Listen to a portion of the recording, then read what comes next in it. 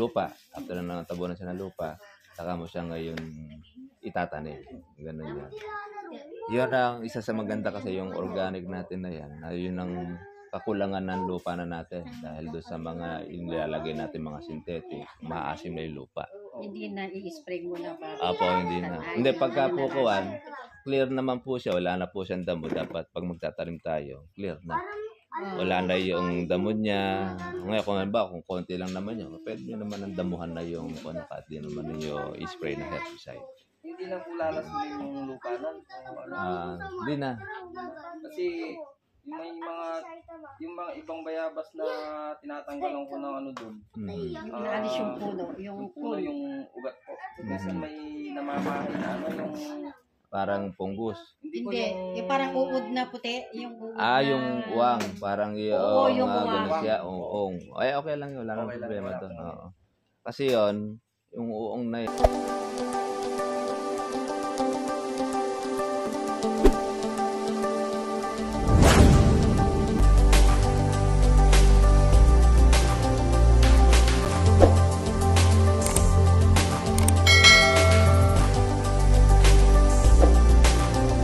Candaba, Pampanga.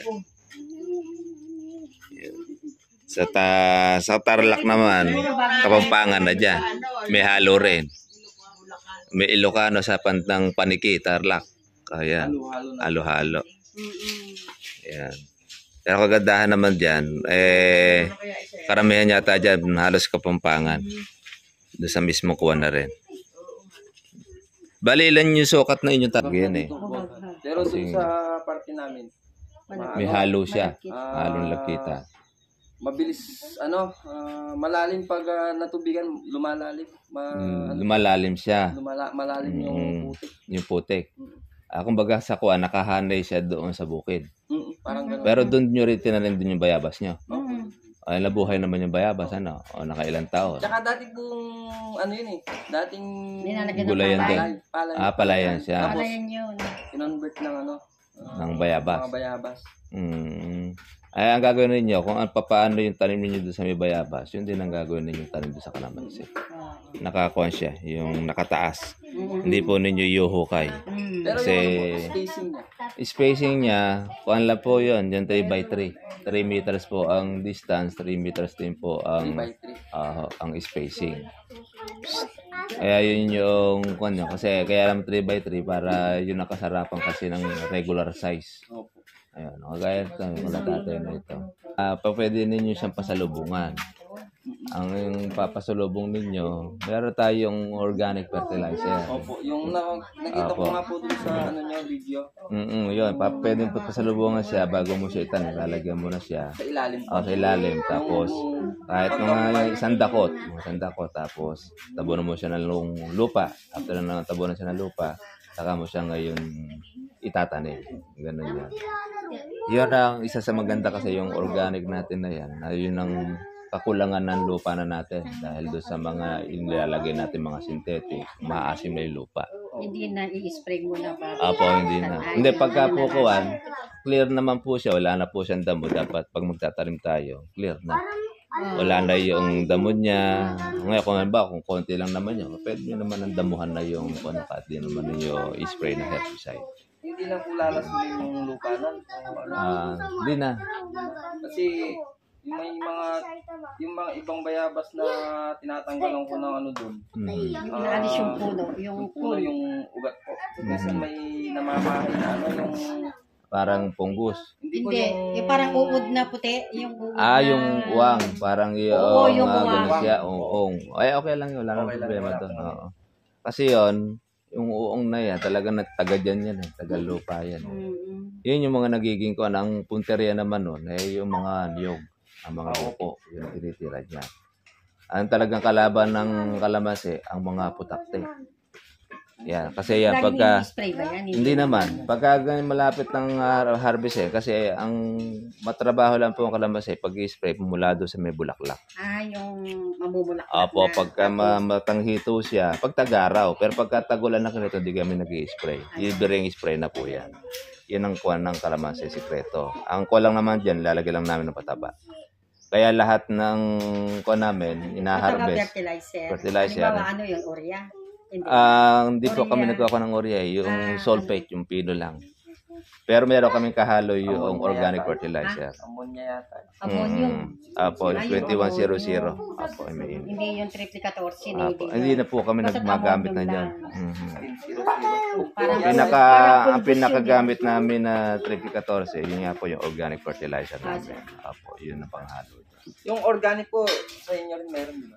Apo, meron naman kami rito stock, pero yun ay mula doon sa may taga-kabalatuan naman ang gumagawa noon. Ngayon, kinukuha lang po namin doon. Tapos pagka meron nagtatanong sa akin subscriber at naghahanap noon, meron kaming available na naibibigay. mamitas lang. Apo, sila pipilipinas ng kalamansi. Inaano ko sa ginugupit yan. Huwag po, kamay lang. Kamay lang. Kamay, tapos kuko, pagka ayaw pakuha. Pinipigtas lang po nila yan. Kaya yung pamamaraan. Masisira siya pagka po yan. Mabibiyak. Pagka hindi ka marunong. Pero yung kwan dyan, Kala ko ginugupit. hindi. Ang ginugupit po kasi noong araw kasi ginugupit niyo yung kalamansi. Kaya lang matrabaho, tsaka kawan, mabagal. Ngayon, nag-practice po mga taga rito, kamay lang yung ginagamit nila. Kamay lang. Yun po kasi yung mga kawan, yung mga natatanggal po yung tangkay. Hindi po siya natatanggal ng Pag marami siya, kinukuko na lang, kinukurot. Ito yung good, ano? Ngayon ba ganito yan, kukurutin na lang yan.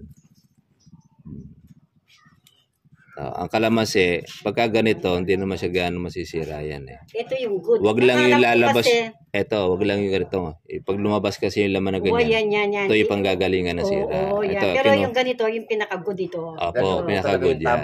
Ito yung tamang proseso talaga proseso sa siya. kalamansi.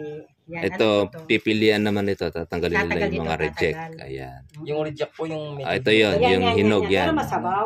Masabaw. Yan ang ano. Yan. Iba presyo nito. Ito ang medyo mahal dyan, itong berte. Sa current market po, magkano yung presyo ng mga ganito? Ngayon, yung mga sakuan niya, nasa 800 yung isang sako, isang ganito.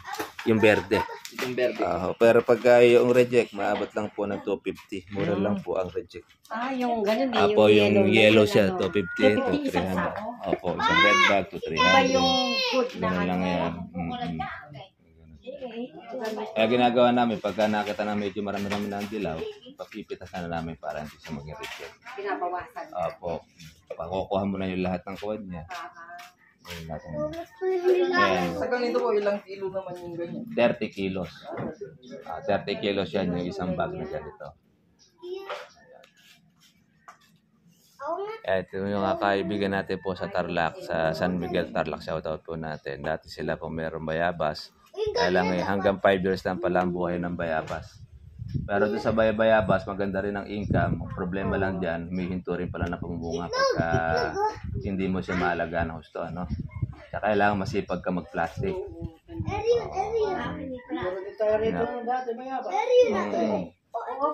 Kwan yung guwapo yung kanila yung malalaki. O yun. Hindi tutuloy.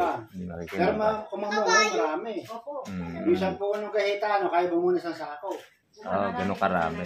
Marami. Kaya lang, hindi ko tinagang pinlastikan. Mamumunga na po yun. Bubunga na po yan. Kumbaga sa ko, grafted kasi yung kalamansi. Pero habang maliliit yan, bubunga na yan. Ako na yan, hanggang 3 feet, mahigit na yan. Yan na po yung XL? Po, yan ang XL natin.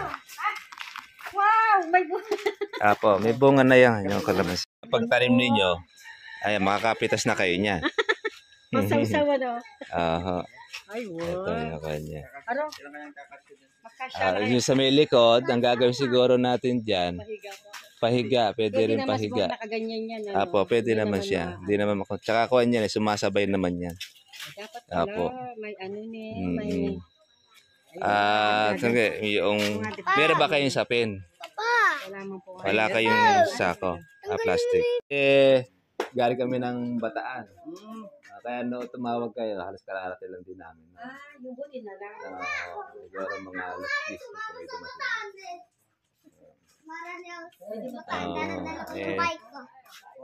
Ano pa malaman tamo ka doon? Ang binita mo. yung fertilizer. O yung fertilizer. Eh, di na po kakasya. Siguro, yung organic. Yung organic po natin, po, nandun Hindi yung ba pwede gagamit itanim ninyo. kanya yan? Pwede naman ninyo itanim pwede na na. siya. Kung meron kayo available po doon na puti, pwede nyo na ilagay. Marami Basta may- wag lang po yung Meron kami kasi doon 3-14. yung urea at saka yung 3-14 na pinaghalo.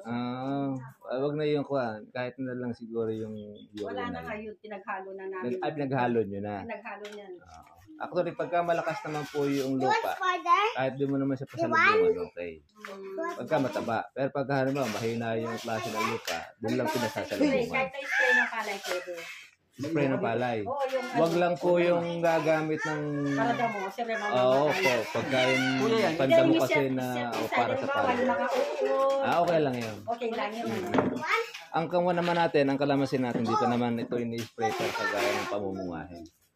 Pagka meron lang siya sumasalaki na uod, saka mo lang siyang i-spray. Spray. Sige po. Apo, di pa ba siya matako sa spray? Pang-spray, ano yung pasalubong sa para Sige. Ano naman kapalagawa?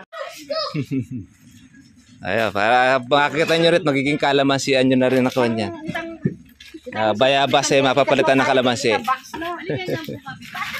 Ayun lang kasi kaya.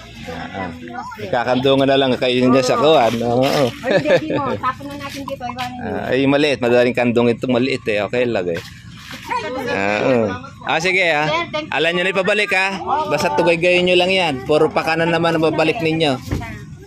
O kung kangina, puro pakaliwa. Ang kuwan ninyo sa San Isidro, Hain. Tapos Zaragoza. Yun ang daan na po ninyo dyan. Sige. Ingat na kayo. Sige. Bye-bye. Happy birthday, kalamansi po. Bye-bye kalamansi. Sige.